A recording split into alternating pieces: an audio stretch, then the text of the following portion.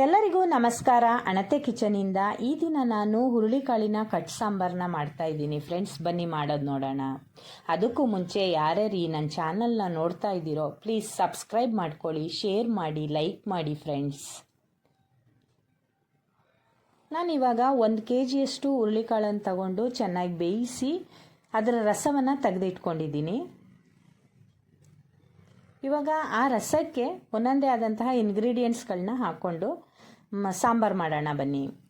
ಒಂದು ದಪ್ಪನಾದ ಈರುಳ್ಳಿಯನ್ನು ಉದ್ದವಾಗಿ ಹೆಚ್ಚಿಟ್ಕೊಂಡಿದ್ದೆ, ಅದನ್ನು ಈ ಹುರುಳಿಕಾಳಿನ ರಸಕ್ಕೆ ಸೇರಿಸ್ಕೊಳ್ತಾ ಇದ್ದೀನಿ.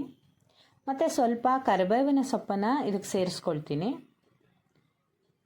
ಇವೆರಡನ್ನು ಹಾಕ್ಕೊಂಡು ಒಲೆ ಮೇಲಿಟ್ಟು ಈಗ ಕುದಿಸ್ಕೊಳ್ತೀನಿ ಸಾಂಬಾರನ್ನ. ಇದಕ್ಕೆ ಒಂದು ಕಿತ್ತಳೆ ಹಣ್ಣಿನ ಗಾತ್ರದಷ್ಟು ಹುಣಸೆ ಹಣ್ಣಿನ ರಸವನ್ನು ಸಹ ತೆಗೆದುಕೊಂಡಿದ್ದೆ, ಅದನ್ನು ಸಹ ಸೇರಿಸ್ಕೊಂಡು ಒಂದು 10 ರಿಂದ 15 ನಿಮಿಷಗಳ ಕಾಲ ಈ ಸಾಂಬಾರನ್ನ ಕುದಿಸ್ಕೋಬೇಕು. ಇವಾಗ ಒಂದು ಮಿಕ್ಸಿ ಜಾರ್ಗೆ ಸ್ವಲ್ಪ ಕಾಯಿ ತುರಿಯನ್ನು ಸೇರಿಸ್ಕೊಳ್ತಾ ಇದ್ದೀನಿ. ಸ್ವಲ್ಪ ಕರಿಬೇವು, ಒಂದು 4 ಚಮಚದಷ್ಟು ಸಾಂಬಾರು ಪೌಡರ್ನ ಸೇರಿಸ್ಕೊಂಡಿದ್ದೀನಿ. ಸ್ವಲ್ಪ ಹುರುಳಿಕಾಳನ್ನು ಸೇರಿಸ್ಕೊಳ್ತೀನಿ. ಹುರುಳಿಕಾಳು ಹಾಕೋದ್ರಿಂದ ಗಟ್ಟಿಯಾಗಿ ಬರುತ್ತೆ ಸಾಂಬಾರು ಅಂತ. ಒಂದು ಈರುಳ್ಳಿಯನ್ನು ಕಟ್ ಮಾಡಿ ಹಾಕ್ಕೊಂಡಿದ್ದೀನಿ. ಇಷ್ಟನ್ನು ರುಬ್ಕೊಂಡು ಬರ್ತೀನಿ. ಇವಾಗ ಈ ರುಬ್ಬಿದಂಥ ಮಸಾಲೆಯನ್ನು ಒಲೆ ಮೇಲೆ ಕುದೀತಾ ಇರುವಂತಹ ಹುರುಳಿಕಾಳಿನ ರಸಕ್ಕೆ ಮಿಕ್ಸ್ ಮಾಡ್ಕೊಳ್ತೀನಿ. ನಿಧಾನವಾಗಿ ಹೀಗೆ ಮಿಕ್ಸ್ ಮಾಡ್ಕೊಳ್ತಾ ಬೇಯಿಸ್ಕೋಬೇಕು. ಹೀಗೆ ರುಚಿಗೆ ತಕ್ಕಷ್ಟು ಉಪ್ಪನ್ನು ಸಹ ಸೇರಿಸ್ಕೊಳ್ತೀನಿ.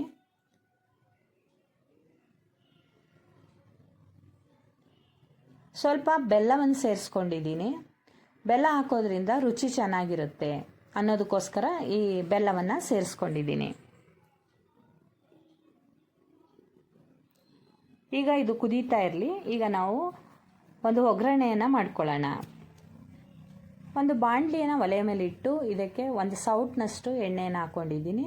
ಇದಕ್ಕೆ ಸ್ವಲ್ಪ ಜೀರಿಗೆಯನ್ನು ಸೇರಿಸ್ಕೊಂಡಿದ್ದೀನಿ. ಒಣಮೆಣಸಿ ಹಣ್ಣನ್ನು ಸ್ವಲ್ಪ ಹಾಕ್ಕೊಂಡಿದ್ದೀನಿ.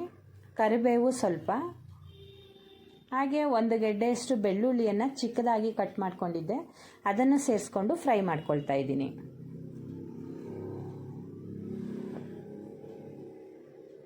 ಇವಾಗ ಒಂದು ಈರುಳ್ಳಿಯನ್ನು ಹೆಚ್ಚಿಟ್ಕೊಂಡಿದ್ದೆ ಉದ್ದವಾಗಿ, ಅದನ್ನು ಸಹ ಸೇರಿಸ್ಕೊಂಡು ಫ್ರೈ ಮಾಡ್ಕೊಳ್ತಾ ಇದ್ದೀನಿ.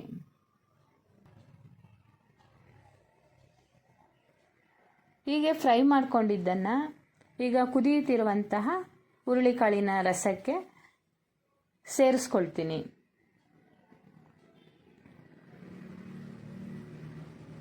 ಈಗ ಚೆನ್ನಾಗಿ ಕುದಿಸ್ಕೊಂಡು ಇದಕ್ಕೆ ಕೊನೆಯಲ್ಲಿ ಸ್ವಲ್ಪ ಕೊತ್ತಂಬರಿ ಸೊಪ್ಪನ್ನು ಹಾಕಿದ್ರೆ ಇವಾಗ ಸಾಂಬಾರು ರೆಡಿ ಆಗುತ್ತೆ.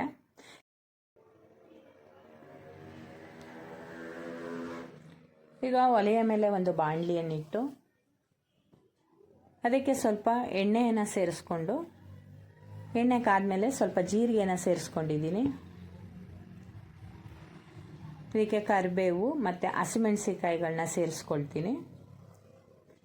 ಈಗ ಹೆಚ್ಚಿಟ್ಟಂತಹ ಒಂದು 2 ರಿಂದ 3 ಈರುಳ್ಳಿಯನ್ನು ಸಣ್ಣದಾಗಿ ಹೆಚ್ಚಿಟ್ಕೊಂಡಿದ್ದೆ, ಅದನ್ನು ಸಹ ಫ್ರೈ ಮಾಡ್ಕೊಳ್ತಾ ಇದ್ದೀನಿ.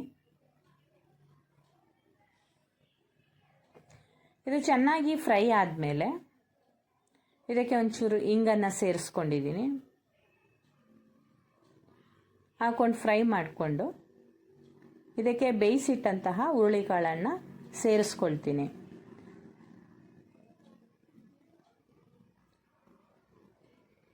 ಇದನ್ನು ಸಹ ಚೆನ್ನಾಗಿ ಮಿಕ್ಸ್ ಮಾಡಿಕೊಂಡು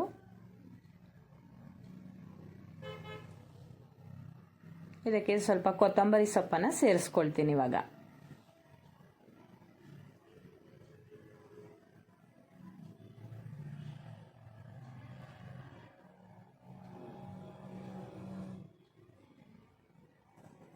ಈಗ ಇದನ್ನು ಸಹ ಮಿಕ್ಸ್ ಮಾಡಿಕೊಂಡು ಕೊನೆಯಲ್ಲಿ ಕಾಯಿ ತುರಿ ನಮಗೆ ಎಷ್ಟು ಬೇಕೋ ಅಷ್ಟನ್ನು ಹಾಕ್ಕೊಂಡು ರುಚಿಗೆ ತಕ್ಕಷ್ಟು ಕಾಯಿ ತುರಿಯನ್ನು ಹಾಕ್ಕೊಂಡು ಮಿಕ್ಸ್ ಮಾಡಿಕೊಂಡ್ರೆ ರೆಡಿ ಆಯಿತು ಹುರುಳಿಕಾಳಿನ ಪಲ್ಯ. ಈ ಕಡೆ ಸಾಂಬಾರು ಆಯಿತು, ಈ ಕಡೆ ಪಲ್ಯನೂ ರೆಡಿ ಆಯಿತು.